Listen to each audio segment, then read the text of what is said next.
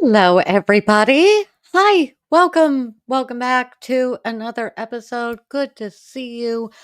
Um, I realize that I am woefully behind with this trial, so here's what we are going to do tonight. I do not have any video clips pulled up because I am back at my regular job that I do, which is amazing. So good. Love the place I work.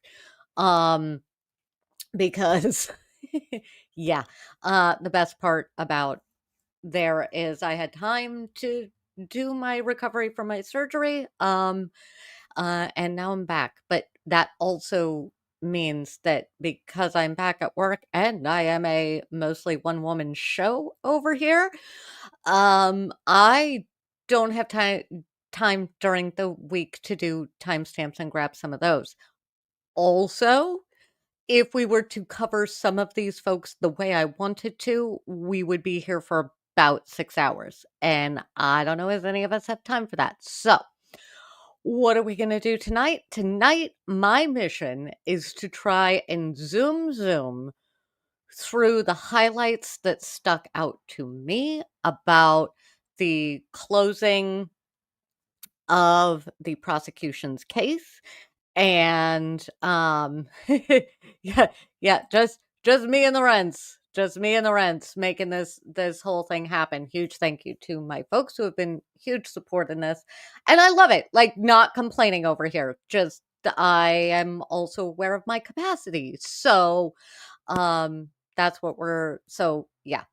Tonight my mission is to try and get you the most zoomiest of zoomy TLDR of what have we missed from the prosecution closing their case in chief, entering the defense case in chief, and the highlights and what has stuck out to me because science entered the chat finally at the end of the prosecution's case. And the defense kicked it off with science. So, and we love science. We love facts. Facts are friends. So, welcome.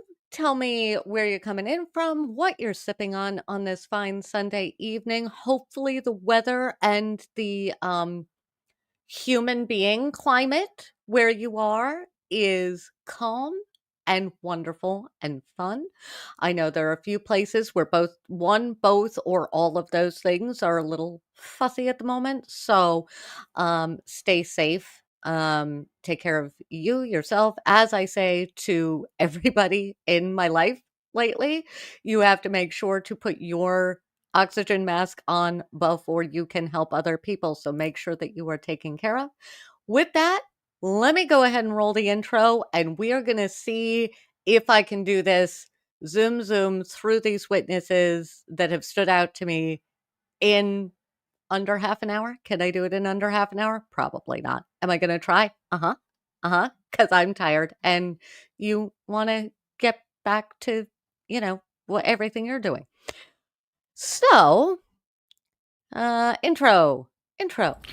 Hello and welcome to The Unfiltered Tea, a show where we say all the things you wish the newscasters said, unscripted and unfiltered. We talk about politics, pop culture, and courts, so pull up your soapbox, pour yourself a cuppa, and let's go. Let's go.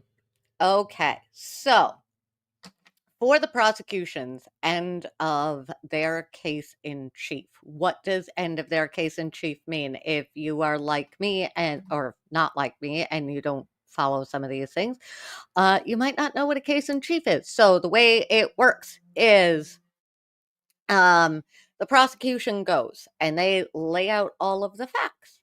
And if it is not a case like this, if it is a correct case, they lay out all of the facts. And at the end of it, if they're doing their job correctly and the facts are on their side, basically the jury, while keeping an open mind, should be like, yes, what the prosecution said, because they are the only ones who have truly presented their evidence at this point. I don't think that's what happened here. I am trying. Now, I watched the first trial. So some of these things This is not a case where I could ever be on the jury because I've already seen a bunch of the facts. But I'm trying really hard to be like, okay, the jury doesn't know this, or the jury doesn't know that, or this jury hasn't seen these other things. So the prosecution ended their case in chief with Shannon Burgess, who was he an accident reconstruct? Both Burgess and Welcher work for Aperture and are a part of the accident reconstructionist team that this new prosecution team hired to actually do some tests. Truly, if you want to go watch any lawyer on the internet lose their minds, pick any of the ones I have tagged in the descriptions of these videos and click on any of the Burgess timestamps or just go find his face and you will watch all of them pretty much lose their minds over this guy. You do not need a college degree for the science he was doing. I'm going to start by saying that. But what came out on Alessi's cross is that he has been pursuing a bachelor's degree for 17 years. No shade to that if you are in fact continuing with that. But by the metric Burgess gave on the stand, I am still pursuing any number of 3 different degrees that I went for. Do I have any of them? No. Does it matter in the job I am currently doing?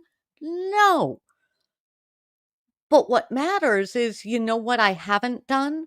Put any of those on any resume, and I sure haven't handed any of those into a court. So Brennan, in his direct, just kind of skipped over that.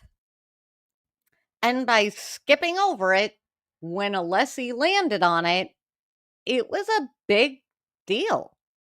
Now, I'll give Burgess credit. His demeanor, unlike most of the prosecution witnesses, did not change, not even a little bit, when he was pressed on it. It was just like, yeah, no, life got in the way, but I'm still pursuing the degree. I still want the bachelor's. Good for you. Don't put it on your resume. Just don't. Nobody cares. When they do care is when you put it on your LinkedIn, you put it on your resume, and it's not caught until the defense calls you on it.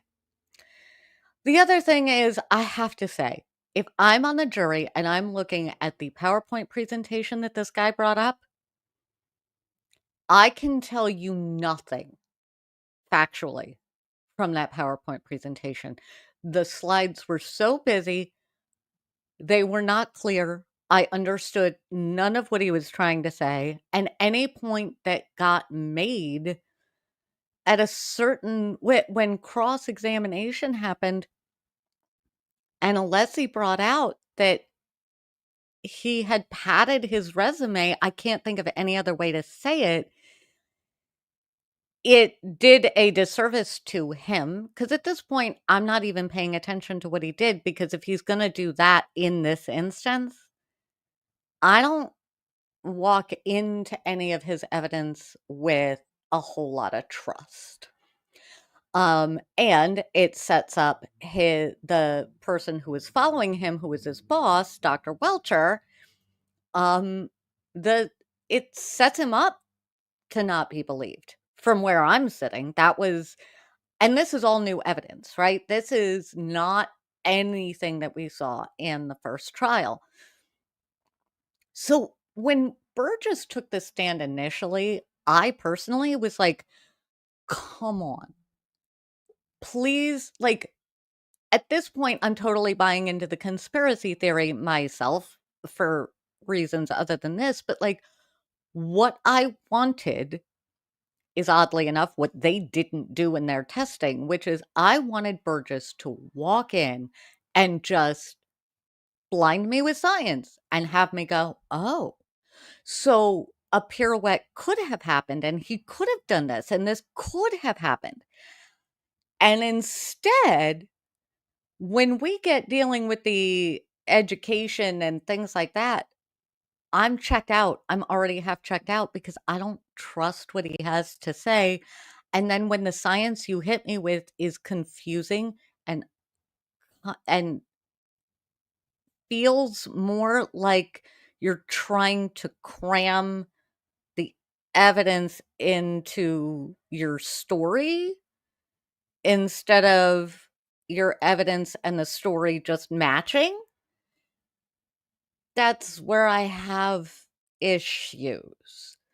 So then we move on to Welcher. So that's Burgess.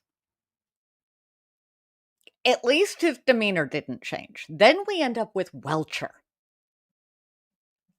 Uh, okay, if you don't watch or listen to a lot of court, this may or may not stand out to you. But when an expert is on the stand, they have their report. I figure, and they're supposed to, like their report, they put it together, they've done the science, they've done the things. They should be able to answer questions and not need to have their report like right here. We've seen this before in other trials. Well, if you watch other trials like me, like you've seen this before, right? You shouldn't the expert should know what they're experting on. Like we shouldn't have to, it is a memory test. It is a memory test. You've done the work. You should know what you've done. And yes, you can refer to your report for certain things, and I don't expect anybody to remember all of it. But Dr. Welcher, Burgess's boss, gets on the stand with his computer and the report and all of it. And the judge, this judge, had to admonish him multiple times because he was checking email on his watch, he was looking at things on his computer, and he never looked up from the report. It's your report. If you trust it, like, my dude, close the laptop. Emily D. Baker screamed, close your computer more times than I can even count that day. It was astounding. And then, so this is problem number one. It did reach a point where the judge was like, somebody come up here and take all of his stuff. He can't have it anymore. Like, they took his toys away.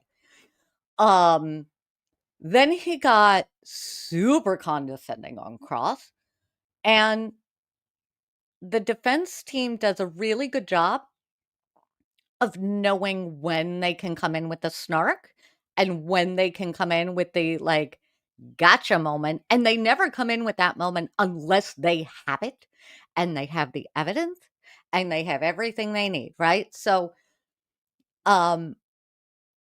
Welcher got real like, I'm trying to help you. I'm trying to help you. Sir, uh, you what? And this is so chat. I am not going to pull this up because it will just make me too mad, but do let me know in the comments and in chat if you want me to go over Welcher's paint and cosplay testing, because there is video, and if we want to go over that, we will go over that closer to the end of the case to see who's mad, like which evidence you like better, which of the videos and stuff you like better. Let me know in the comments and the chat if you want me to do a show with that, if you want me to do video with that, because I'm curious. But amongst the things that Welcher did was he did this uh, paint test where he painted wait, hang on. I'm looking at this. Would it be normal for a high school junior to get away with needing to read from a report they did when answering questions from the teacher? Excellent question. Excellent question. I mean, if honestly, if this guy was in any of my freshman classes, the teacher would have admonished him, sent him home, and he would have had to do a different report. Like, that's how bad it was. The judge basically did that when she was like, no, you have to take all the computer, everything, like, over the lunch break, she had that witness stand cleaned out, and then he still couldn't answer questions later. And, so Welcher's the guy who, like, painted this blue he painted blue paint on the back of an exemplar Lexus, had the exemplar Lexus back into him at 1.8 miles an hour, 1.9 miles an hour, and where he got marked with the paint is supposedly where the car would have hit John O'Keefe, and on top of all of that, Welcher dressed up wearing the same type of jeans, t-shirt, and hoodie as John O'Keefe, but he was only wearing the t-shirt when the car backed into him. Also, he was doing these tests to determine when the taillight would break or what speed this would have to be going in January in, like, South Beach, California. So, not at all the same weather conditions in any capacity for anything as January in Massachusetts. And it was weird. It felt weird. I don't know how you feel about this chat. Like, the chats that I've been hanging out in, as I've listened and watched this trial in real time, like, I have to feel like the jury found it gross too, because I have never seen the internet agree the way they have on the outfit didn't make a difference in this. Um, so he did that. That was where we got with him. And then the prosecution rested their case in chief, which was weird. I do not. That says not a credible witness. You think I did not find Burgess or Welcher credible. Of the witnesses the prosecution brought on, I skipped the neurologist, I think, but the prosecution did bring on a not a neurologist, I'm sorry, a neurosurgeon who was very believable, did not seem to have an opinion one way or another on, like, who did what to whom, did have an opinion that the injuries to John O'Keefe's head were, and I'm mostly quoting here, something he saw all of the time when he was in Michigan, if somebody would get drunk, slip on the ice, and fall backwards and hit their head.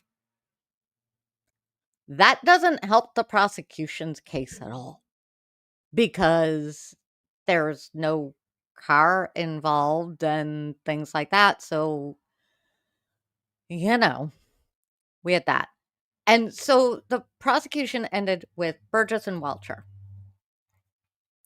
The defense opened with a lovely man whose name I can't remember now, who explained things, some of the things that Burgess did, some of the things that Welcher did, but in a way that the jury could actually, like, understand them.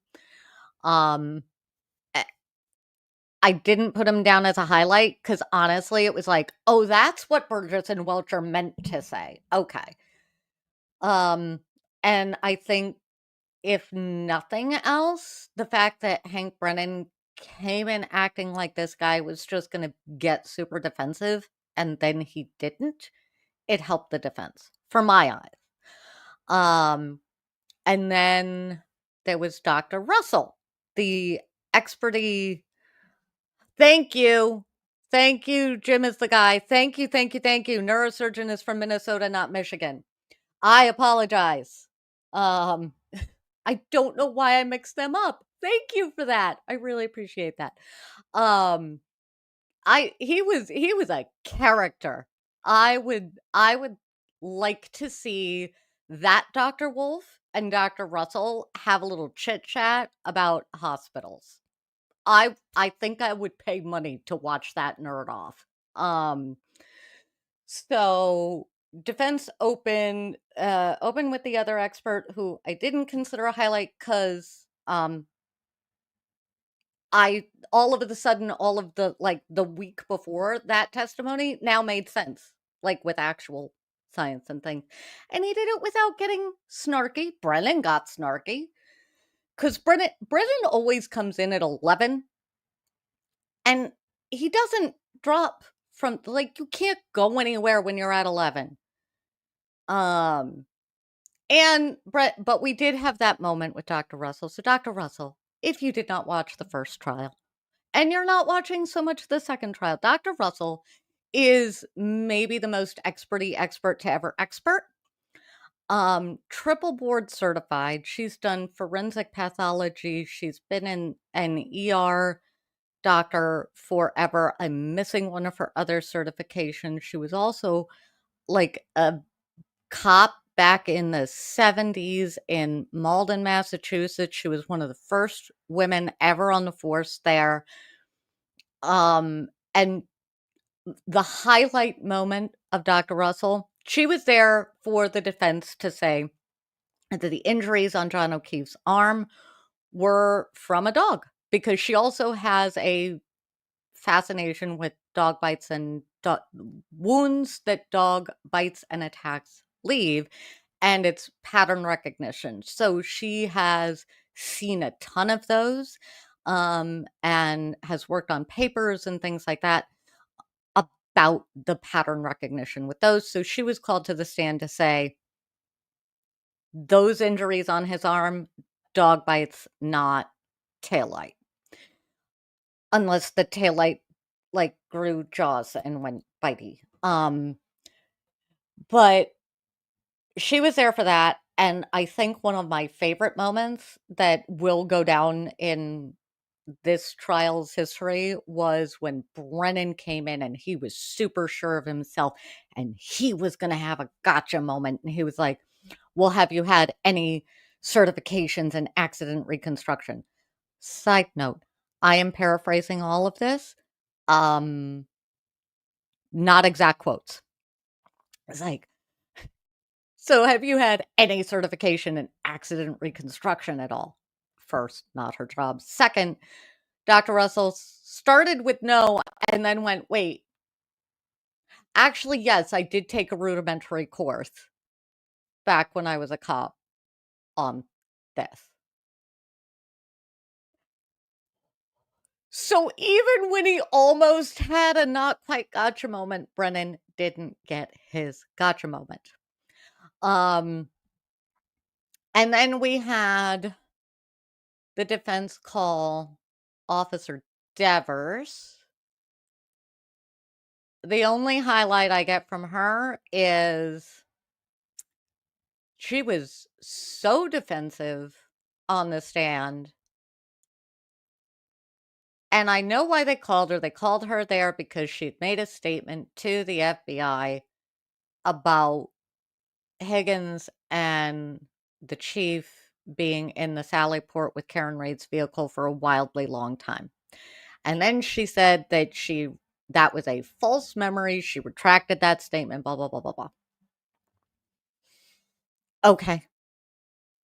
It does the best thing I can say about her is, if I wasn't thinking conspiracy theory before she got on that stand, I'm thinking it now. Oh, and then there was Lucky. Lucky internet, hear me now. If anybody from any side comes for that plow driver, Lucky Laughlin, don't, do not, do not, because I absolutely believe him. When on the stand, he said he was just doing his job. He didn't want the attention. He does not want the attention. He just wants to live his life. Great. Internet, let him. Let him. Just let him. Okay? Sorry. There was insinuation from Brennan that he had been harassed, and which is kind of funny because Lucky's on the stand going, "No, no, I never felt threatened." Great. He's the only one who can determine whether or not he feels threatened. So, yeah, leave him alone. And now we get to the final highlight. Okay, I'm not going to do this in under 30 minutes, but I am going to do this in under an hour. The final highlight is Dr. Wolfe, aka one of the crash daddies, aka one of the guys from ARCA. So, Dr. Wolfe he did the accident reconstruction. His main thing for this trial was to figure out at what speed would the tail light have to be going in order to break the way that Karen Reed's tail light was broken based on the evidence that the prosecution has put forth. Now, first of all, if you have even a passing interest in science, engineering, anything like that, my summary will never do it justice. You 10 out of 10 want to go find like the NBC, one of the ones with no commentary, like an NBC 10 Boston or something like that. Go find one of those without commentary and just watch Dr. Wolfe give his presentation. It makes sense. All of a sudden, I was like, oh, physics. That makes sense. I get it now. So we have learned that in order for that taillight to smash, also, fun fact, unlike Welcher, they actually made sure to cool the exemplar tail light when they did all of their tests so that it would be the proper temperature, because when it does get super cold, it does affect or could affect the acrylic that the tail light is made out of. And they used an exemplar arm, like a crash test dummy arm that has instrumentation in there. They also, poor Rescue Randy. Rescue Randy is like a life-size guy, and he got hit by the car a lot. But what I did learn from that, from everything I've seen, one, Dr. Wolfe comes out and it's like, he does not have a dog in this fight. He's just there for the science. If the science is bad for the defense, he's going to present it the same way. That's the vibe that I get from him. It's the vibe that I got from Dr. Russell. Like, it's the vibe that I've gotten from just about every witness the defense has called, with the exception of Devers, especially the ones based in science. Is like, they just come across to me as if what they see and what their testing shows is not favorable to the defense, they're still gonna hand it over to the defense. Now, the defense may not use what they have found because they don't need to. This is also pausing for one moment to give the internet a reminder, because Hank Brennan is doing a real good job and he might be succeeding with the jury, but I'm going to remind the internet. In our legal system as it currently stands, despite some trying to make this different, the defense has to prove absolutely nothing. It is the prosecution, it is the government that has to prove beyond a reasonable doubt. And in Massachusetts, not only beyond a reasonable doubt, but beyond a reasonable doubt and to a moral certainty, that their theory of the case is factually correct.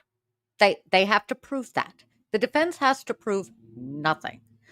But the prosecution has to prove everything. And Brennan cannot seem to shake his defense attorney roots because he keeps trying to burden shift back onto the defense. But then everybody is getting confused as to who's the defense and who's the prosecution, because the more he does that, the more the defense is like, well, you wanted all of the receipts. Here's all of the receipts. Also, by the way, we only have to prove reasonable, like, we only have to poke holes in the prosecution's case. As long as they have poked a single hole in the prosecution's case, it should be a not guilty. Will it be? I don't know. I don't know what the jury is thinking. I do think now, chat, tell me what you think in the comments and in chat, because for me, I do think Emily D. Baker is correct when she says you have to earn the right to snark at a witness. You have to know where your jury is at. You have to earn that right to snark at the witness. And Jackson in trial 1 didn't always do that. Alan Jackson in trial 1 didn't always do that. But Yannetti, Jackson, and Alessi, all three of them have done a remarkable job at the build. They come in nice. They come in nice. They come in kind of at this mode, right? Which has led Jackson to be able to say 3 different times,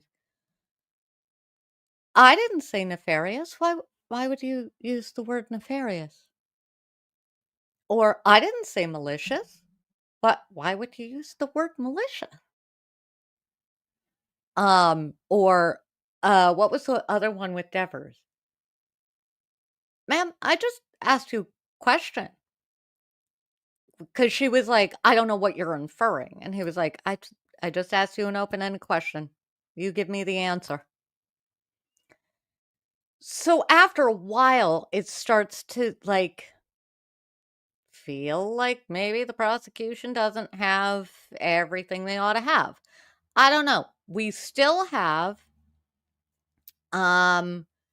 they did well, and Brennan also is like the king of own goals, right? He will make a really good point with Dr. Russell or Dr. Wolfe and make me go, like with Dr. Wolfe, it was like, okay, why didn't he use the arm that was supposedly closer in weight to John O'Keefe, except do we even have that measurement?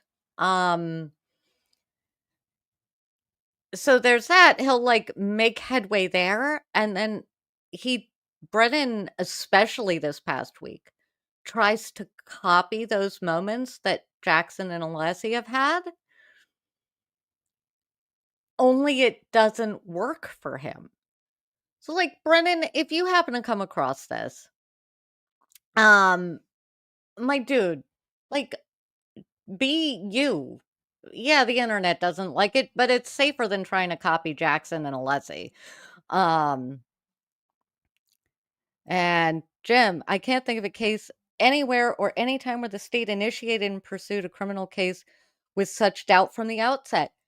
Yeah, it's wild. I mean, if you're watching the other attorneys on the internet, right? We all know that anytime you get 5 attorneys to agree on a lunch, right?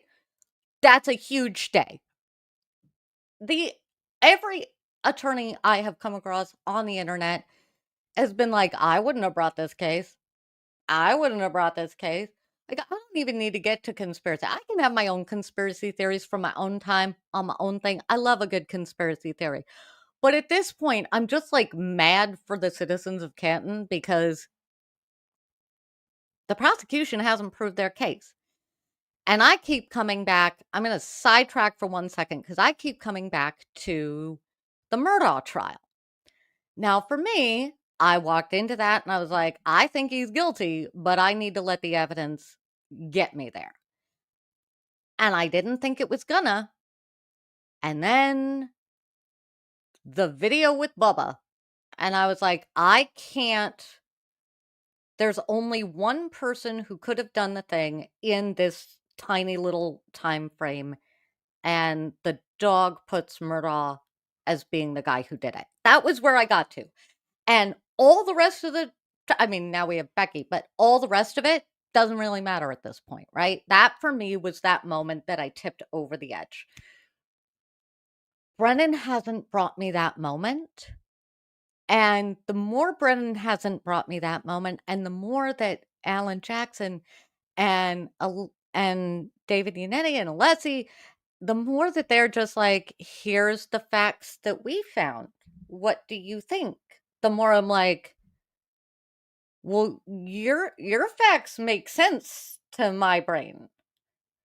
And the prosecution just sounds mad that the facts don't work. So anyway, we left the day Friday with redirect of Dr. Wolfe, which again, Brennan, way to score an own goal, because the jury has spent this weekend thinking about the questions that Jackson had started to ask to bring everything back to like and oh right, and then we had that moment that we ended on, or not quite ended on Friday, but we had that wonderful moment with Jackson where Brennan had focused on just the sleeve of the hoodie, and after the rescue Randy had been hit and he was showing just the holes on the sleeve, and I was sitting there going, maybe, maybe, maybe,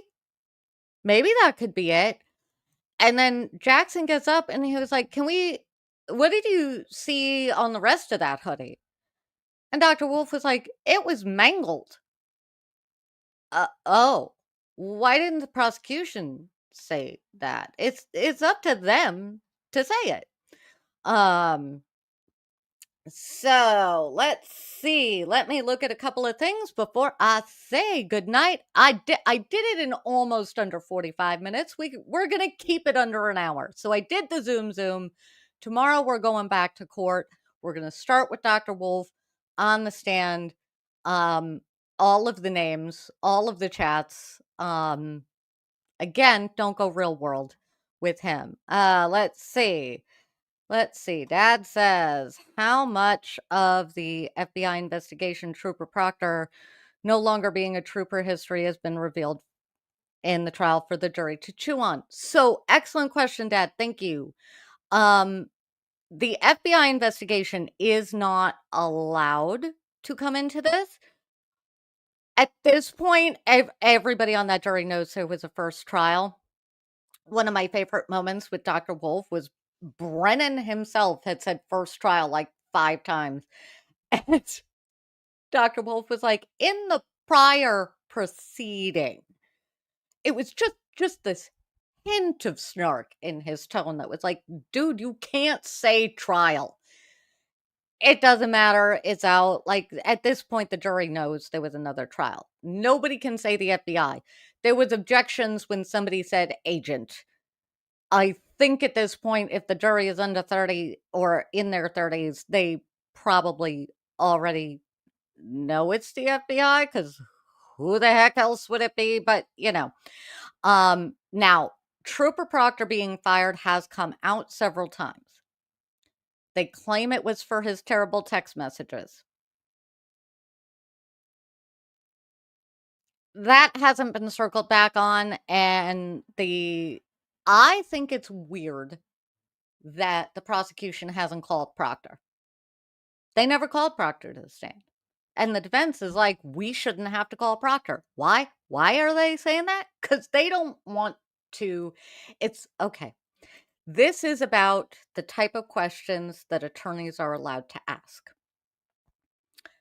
The defense would very much like to question former Trooper Proctor by leading in their questions. Leading question is a question that is asked that assumes an answer. If on direct, the rules of court as I understand them, me, not an attorney. I am not an attorney. I am law adjacent and I just watch court for fun. So these are just things I picked up. But when it is your witness that you call on direct, you can only ask open-ended questions. They cannot assume the answer. So on cross-examination, the question is the thing. The question is what you want in front of the jury. On direct examination, the answer is what you want in front of the jury. So the defense would much rather cross-examine Proctor so he can't weasel out of things. And that is exactly the same reason that the prosecution doesn't want to call him. Yep. And Jim is the guy. Then ask yourself why the state continued to pursue such a case with such a degree of doubt from this outset. Honestly, this is okay, Jim. This is a great question. I have a theory. This is wild speculation. I have a theory. Because of the Sandra Birchmore situation and everything else, I think John got too close to something he shouldn't have. I think that's what ended us up here. I think the original plan was to blame John being drunk and walking home in like walking somewhere in snow. I think that was the original plan. And Karen ended up calling Jen McCabe, freaking the fuck out. And they decided to make Karen the scapegoat. That is my wild speculation. And why are they pursuing this? Because at this point, they're too deep into it not to. Also, not gonna lie, I have looked side-eye at Brennan given his past work because I just don't think that you get chosen to defend somebody like Whitey Bulger by being the best guy in the phone book. I don't think that's how that works. But again, I love a great conspiracy theory. Am I there on this case? Yeah, I am. I also, live in Maine and have a lot of friends from the surrounding area over the years, and everybody's got a story. So, I mean, the joke this entire trial has been that Martin Scorsese made his entire career on, fictional versions of the kind of corruption we're seeing in this case. That is a joke. This is an excellent time. Before I sign off, I'm going to swoop, and then we're going to take a minute for me to cover a few things because this is the internet and I want to make sure I cover a couple of things. And then I will say goodnight and we will go on our merry way. But first, swoop.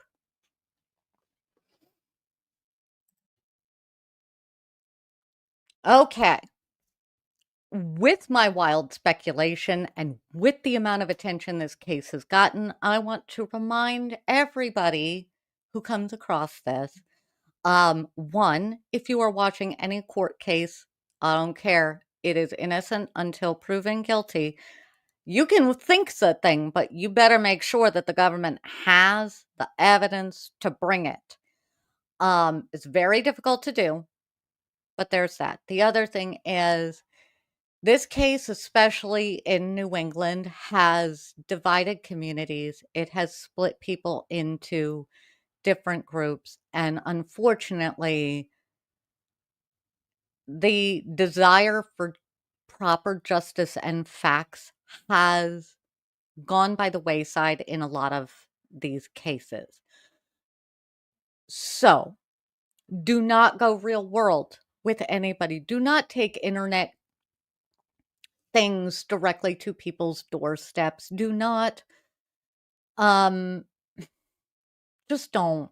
Just don't. If you I know this happens with me a lot on the internet too. Like there are some folks that I watch and there are some folks that I will like pull up and then I don't agree with them. Okay, great. You know what I do in that particular instance? I keep scrolling, especially in a case like this. It's not worth arguing. Sometimes you can go back and forth. We can ask questions. But I think we need to recognize that the worst part about this tragedy is not just that someone lost their life. We've got minor children who have lost multiple caregivers. Oh, Brennan lost me with his comment about the kid's father. Don't like that text message being read, never should have been read. Brennan is that made for me, I find Brennan heartless for that. So don't be Brennan. Don't be Brennan. We can give grace, we can give kindness, we can give empathy. The O'Keefe family has lost a family member in a really horrible way. And with that, Karen also lost a loved one in a really horrible way. And I don't care if you think she's guilty or not, she still suffered that loss. And I happen to think she didn't have anything to do with it. His friends suffered a loss. I'm willing to give grace to some of the ones that I find kind of odd with their reaction because I'm not in that situation, so I don't know what I would do or how I would feel. You know, I can think I might know, but I don't. So that's just my, give grace, give room. When in doubt, ask questions. That is my little sidetrack on that one. And with that, everybody, thank you for joining me on the zoomiest of Zooms of getting through this. If you like this, do the YouTubey things. If you like this, like the stream, share the stream. If you like this version of court coverage, if you like me just speaking at 1.5 speed at you and chatting with you about what we've watched, let me know and we will do that next week. I will try to be back next week. Again, one woman show over here, back to my day job. Super happy with all of that. But sometimes it means that weekends are the only time I can do things, but my mission is to be back here with you next week, Sunday, 7:15. I know it still says 6:15. I'm going to have to change that because I'm never here at 6:15. I hope everybody has a fantastic week. I had something else that I was going to say. I don't remember. Thank you for joining me. Thank you for being here. Whoa, I just hit a button. Don't do that, Aurora. All right. Thank you for joining me. Thank you for being here. As always, be well, do good, and remember to bark a lot. And I will see you on the next one. Thanks for joining us for another episode of The Unfiltered Tea. Don't forget to hit that like button. If you have a story you want our unfiltered take on, go ahead and drop it in the comments, and we will see you next time.